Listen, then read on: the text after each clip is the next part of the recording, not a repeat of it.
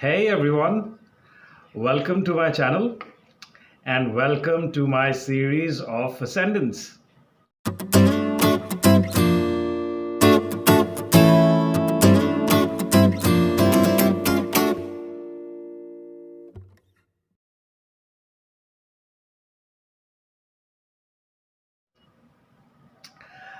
Today we are going to talk about the Gemini Ascendant or the Gemini Lagna or the rising sign. So if you don't know what your rising sign is and your ascendant is, click on the link below mentioned in the description and find out what your ascendant is.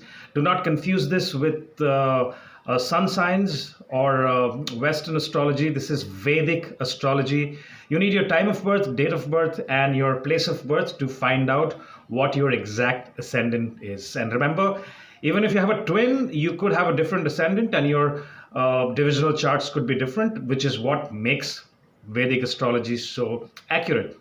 All right.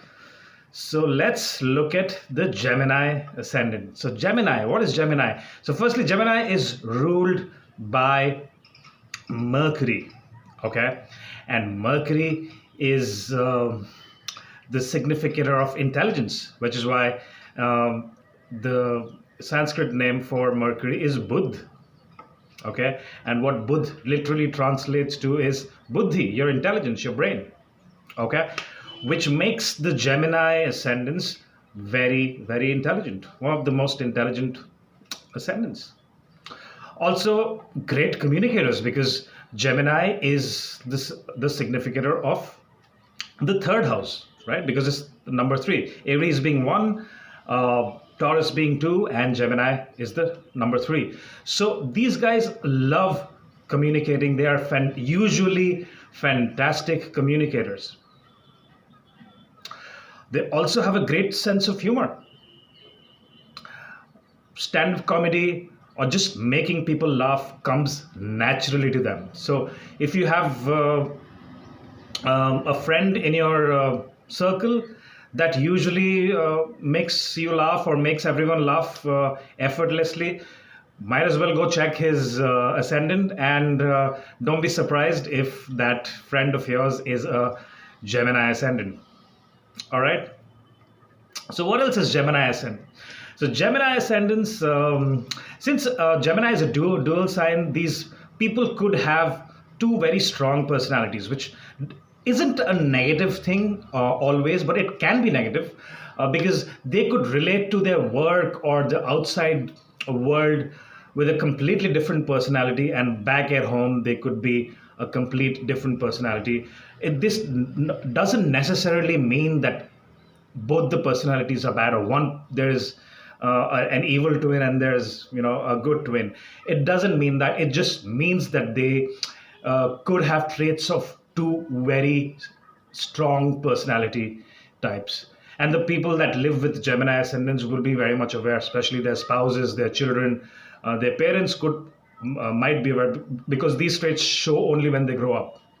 They grow older. So if you have a kid, or if you have children, it's a Gemini ascendant, it might not show up right there when they're playing around and stuff. But as they get older, is what I have noticed, that there are two usually very dominant personality traits. Now, do they have a negative trait, one a positive? Yes, it's possible. It's very much possible, depending on where Mercury is placed and how many malefics are affecting the ascendant or Mercury. They could have issues with their personality. It's possible. Okay, but that doesn't mean all Gemini ascendants will have some kind of a personality disorder. That's not true. Okay. So let's look at their fourth house. Why are we going to the fourth house directly from the first house? Is because their fourth house, 3, 4, 5, 6, Virgo sits in their fourth house. Okay. And why are we looking at Virgo? Because Mercury also has the lordship of the fourth house, which is Virgo, and the first house. So they are usually very calculating, and they're very intelligent in dealing with things about their home. with their family members, with their mothers. Okay. The way they communicate with them is again very analytical and very calculative, which means they don't want to have conflict with them. All right. Remember, they are very good communicators, so they would solve issues at home with communication, and they would like peace at home. If they have to build their homes, or they're buying something, or let's consider they're buying a car, so they will be extremely analytic in how they want to buy a car. I know most people are like that, but these people are definitely very analytic, and the people that know them really well would know this about them. Okay, they would if they would look at the number of people in their family, they would look at their budget, they would look at how the performance of the car is, and all of that in detail, and they could go through multiple different options before considering buying something for their home, or buying a vehicle, which is actually a good thing. But others, their family members, could get irritated, and they could be looked at as miser people, but they are actually not miser people. Okay, they are just quite analytic for anything that they deal with in their homes. All right, now let's look at their second house. Their second house is Cancer, which means they are very emotionally connected to their family. You will rarely see a Gemini ascendant unless there's some severe afflictions to the ascendant or Mercury, that they're usually very connected, emotionally connected to their family. They are pretty okay in saving money. They're not excellent, but they're not bad. They're not the ones that spend unnecessarily. They are very protective about their family, and because Cancer sits in their second house, and Cancer is the sign of being emotional since Moon rules it. Okay, but there could be ups and downs in their family life if Moon is not very well placed. All right. Looking at their third house, now the third house is again communication, their younger brother, and that is ruled by Sun, which is Leo, which means you would see fantastic leaders with Gemini ascendant, because Leo rules their third house of communication.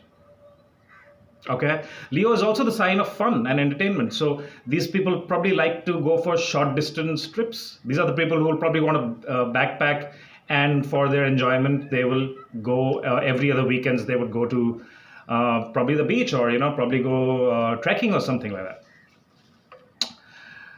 Okay, and since Leo rules their third house, they could be very authoritative when it comes to communication, which means they could make really good leaders as well. Good leaders, for being a good leader, you need great communication, and since they have good communication, that is one of the reasons. It can be cross-checked on the third house that Leo rules the third house. Leo, the king, the king's palace. Right, so they have good authority in the way they speak.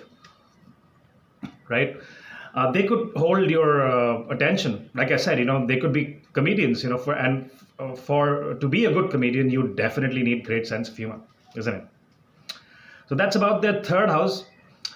We've already discussed the fourth house. Let's look at their fifth house. So what is in their fifth house? Their fifth house is ruled by Venus, which is Libra, and Taurus sits in their 12th house, and Libra sits in their fifth house. What does this mean?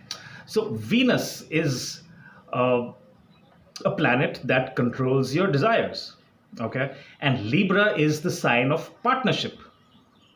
Libra is the marketplace, right? And fifth house is the house of creativity. Fifth house is the house of children. Fifth house could be your speculated gains. So they are firstly great with children because they love spending time with children. Since Libra sits there, they could partner with children and participate in all kinds of activities like fun games. They could be running around with the children. They could also do too many things at the same time.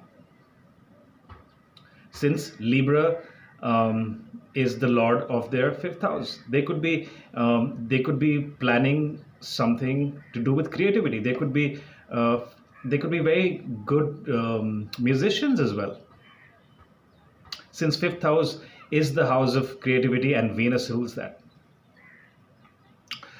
Okay.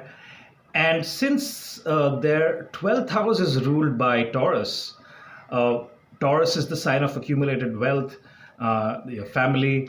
So they could be involved with um, organizations for helping underprivileged people, women, helping the poor. Uh, you would see people who've made their money in their later lives. They would want to donate a part of their accumulated wealth into organizations like this, which is 12th house related.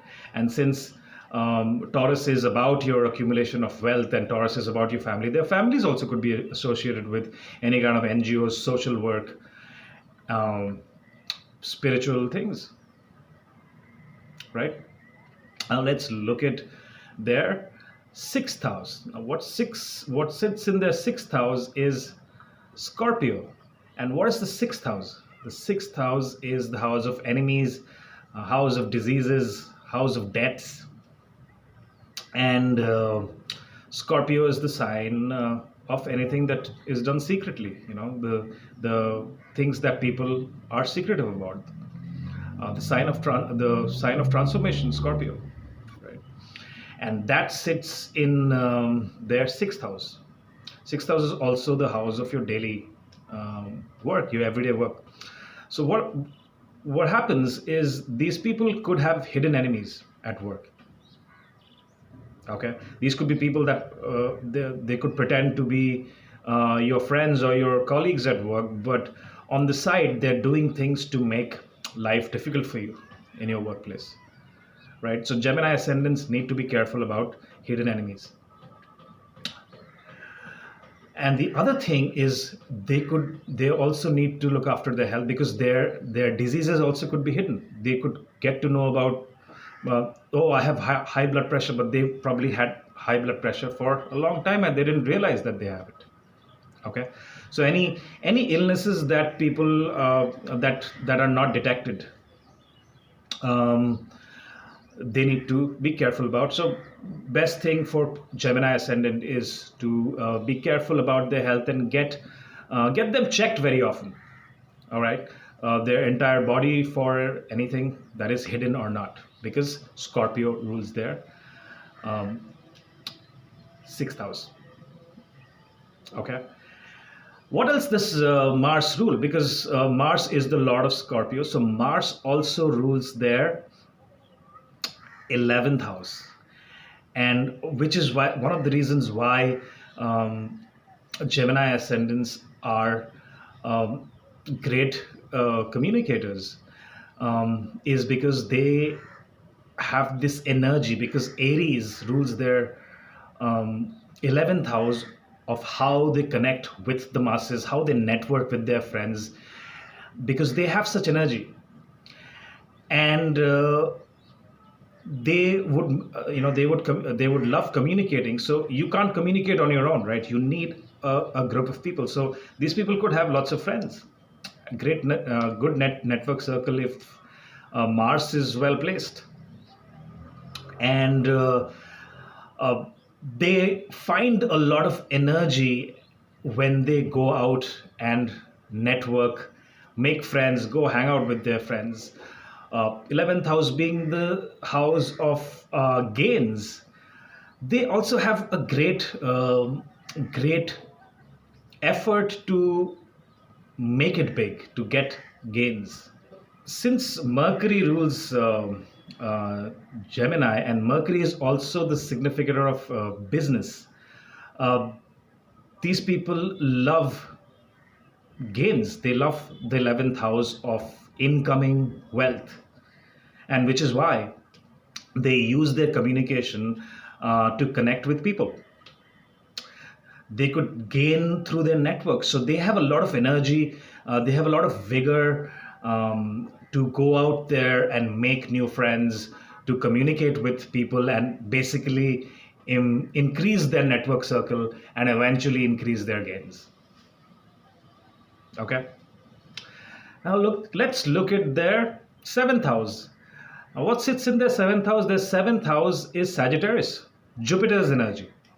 Okay. So we're looking at the match of Mercury, lordship of Gemini, and the spiritual, principle oriented lordship of Jupiter uh, for their spouses. Interesting. So, what does this mean? So, which means the Gemini ascendants are drawn to spouses, male or female. They're drawn to their partners who have a lot of principles. Okay. They are not interested if they are extremely intelligent, calculating or not, but they like to be, um, they like people, or they would choose their partners, or they would want to be with the people that follow certain principles. Uh, could be religious as well, because Sagittarius is the sign of principles and religion. Okay. So they like this wisdom of Jupiter in their partners. They also like to travel. Their partners could be very interested in long-term travel, right? So that's about their partner. So Pisces rules their 10th house, and the lordship of Pisces is also Jupiter, right? So, like I said earlier, that Gemini ascendants eventually, in the later part of their life, they would want to contribute to the welfare of the underprivileged people, to the poor people, right? Uh, to NGOs, social work. And that kind of shows up in their 10th house as well. You know, the energy of Pisces, the 12th house energy is very dominant in their 10th house of what they really want to do, which means which means they might not all be spiritual leaders, or someone who talks about religion or wants to do something about it. But later on, in their lives, you ask a Gemini ascendant that what do you want to do. They could have been techies, or they could have been businessmen all their lives, but later on they would be inclined to do something for the welfare of the people. Okay. They would be interested in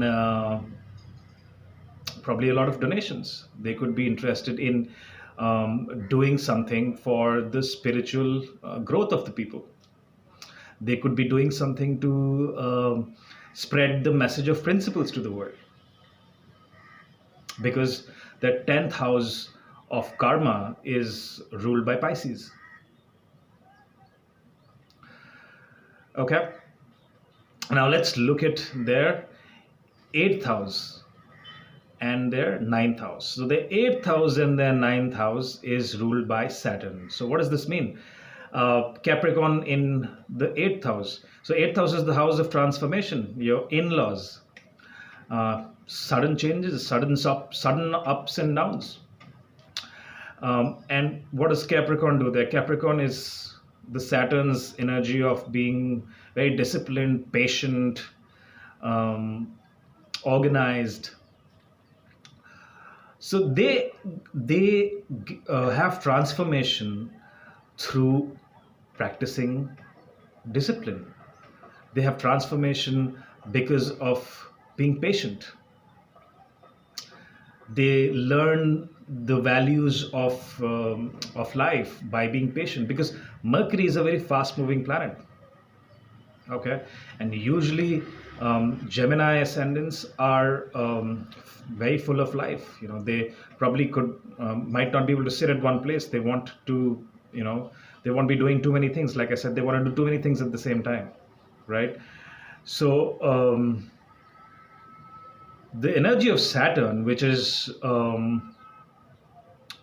patience, structure, and discipline, is something that completely transformed these people. All right. And their ninth house of principles, and the ninth house of um, long distance travels. Aquarius sits there. Okay, and what is Aquarius? Aquarius is the masses. Aquarius is large organizations. Aquarius is the original 11th house, and they would want to learn through traveling about the masses. So Aquarius sits in their ninth house, and the ninth house is of long-term, long-distance travel, higher education, your father, your religious beliefs, your principles. That's what the ninth house signifies. And when Saturn sits there, when Aquarius sits there, usually they could have some kind of a delay in their higher education, because wherever Saturn sits causes delay, because Saturn wants people to learn patience about those aspects in life. Similarly, Capricorn sits in their eighth house, so these people could have really long lives, because eighth house is also the significator of longevity, right? Coming back to the ninth house, so their father could be extremely disciplined and could have Saturn-like traits. Their father could be very structured and organized, right? And so would be their gurus, because their teachers, or there's someone that they consider gurus, is also seen from the ninth house. They could learn a lot from the masses, because Aquarius is the significator of masses, the world outside, the network circle. The 11th house energy is there in Aquarius, so they could learn about a lot of things in life through how they observe the masses, right? So that's my analysis for the Gemini Ascendant. And this is just a basic analysis. We have not looked at the planets.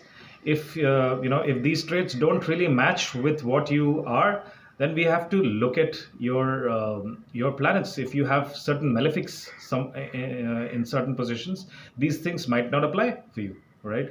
So if you're a Gemini Ascendant and you're not a good communicator, you might want to look at your Mercury and see if your Mercury is well placed. If your Mercury is debilitated, you may have issues with communication, or you might not have the same characteristics that I have spoken about. All right. So that's pretty much it, and I hope you enjoyed this video and you learned something new. If you liked this information, and if you want to know more about these kind of things, please subscribe to my channel and continue to watch my Ascendant series. If you want a consultation, or if you want to talk to me about something, please feel free to have a consultation. Go to my website, www.swamisaptaparni.com. Thank you so much for your time, and you have a good day. Bye-bye.